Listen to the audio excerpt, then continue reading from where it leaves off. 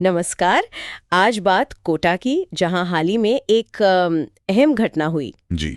चेचट में जो vocational trainers हैं, व्यावसायिक प्रशिक्षक, जी। उन्होंने शिक्षा मंत्री का घेराव किया। हाँ, ये खबर आई है और ये सिर्फ एक विरोध जैसा नहीं लग रहा, मामला थोड़ा गहरा है शायद। बिल्कुल। हम्म, तो आज हम इसी पर थोड़ी गहराई से बात करेंगे। हाँ। हमारे पास कुछ जानकारी है कुछ लेखों से। जी बिल्कुल।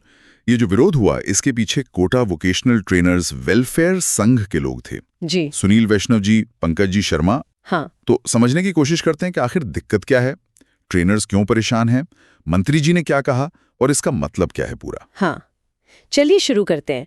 तो जब ये ट्रेनर्स मंत्री जी से मिले, क्या बात हुई, क्या मांगे रखी उन्होंने?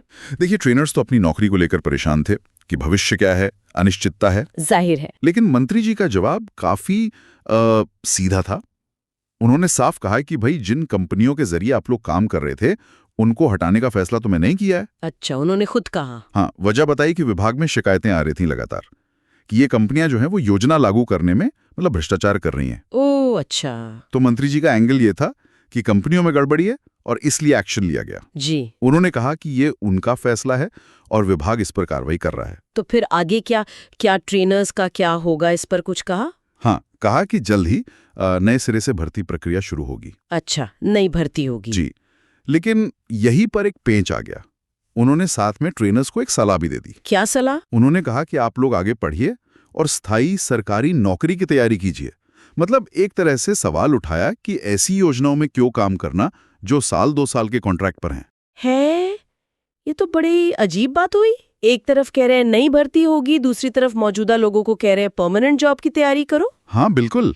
तो इसका मतलब तो यही हुआ ना, जैसा शायद ट्रेनर्स ने भी महसूस किया होगा, कि क्या ये जो वोकेशनल ट्रेनिंग का काम है, इसे सरकार अहम नहीं मानती। बिल्कुल बिल्कुल, यही तो ट्रेनर्स की मुख्य चिंता बन गई। जी। उनका सवाल यही है कि ठीक है, मान लिया कुछ कंपनियां गलत थीं, पर सजा सबको क्यों? हाँ, ये तो बात है। क्या सारे ट्रेनर्स को एक ही तराजू में तौलना सही है? वो कह रहे हैं कि हम में से कई लोगों ने सालों से मेहनत से, ईमानदारी से काम किया है। सही बात। तो हमें इस तरह एकदम से हटा देना, ये कहाँ का न्याय है? और इसका असर सिर्फ उनकी नौकरी तक तो सीमित नहीं होगा।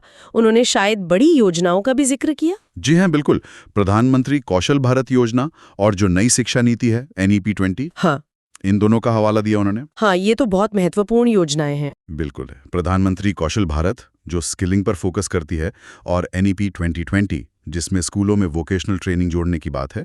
इन दोनों के लिए ये ट्रेनर्स जमीन पर बहुत जरूरी हैं। सही। अगर ये अनुभवी लोग ही हट जाएंगे तो फिर ये जो राष्ट्रीय लक्ष्य हैं, इनको हासिल कैसे करेंगे? ये सिर्फ 1000-2000 लोगों की नौकरी की बात नहीं रह जाती फिर। नहीं, ये तो हजारों छात्रों के भविष्य और पूरे स्किलिंग इकोसिस्टम का सवाल है। जी। और व्यक्तिगत स्तर पर क्या असर पड़ रहा है इन ट्रेनर्स पर? जाहिर है, रोजी रोटी का सवाल है। निश्चित रूप से। कईयों के लिए तो ये आमदनी का अकेला जरिया है, परिवार की उम्मीदें हैं, भविष्य जुड़ा है। और कई लोग शायद उम्र के ऐसे पड़ाव पर हों जहां से नया करियर या सरकारी नौकरी की तैयारी वो शायद उतना आसान ना हो। हाँ, ये भी है। मंत्री जी की सलाह अपनी जगह हो सकती है, अच्छी मंशा से हो, पर जमीनी हकीकत अक्सर अलग होती है, ज्यादा जटिल होती है। तो अब आगे क्या? ट्रेनर्स क्या करेंगे? क्या उन्होंने मान ली बात?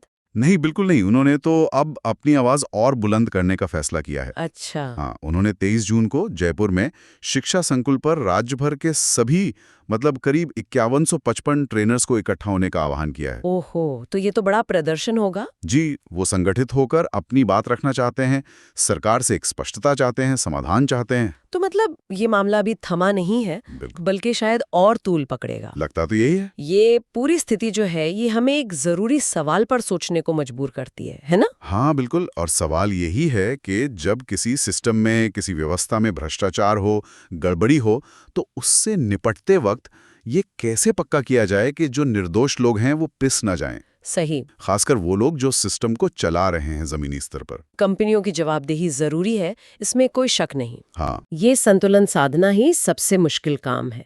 जवाबदेही भी हो और जो जरूरी काम है वो भी ना रुके। बिल्कुल, यही असली चुनौती है। वाकई, इस पर आगे नजर रखनी होगी कि ये संतुलन कैसे साधा जाता है।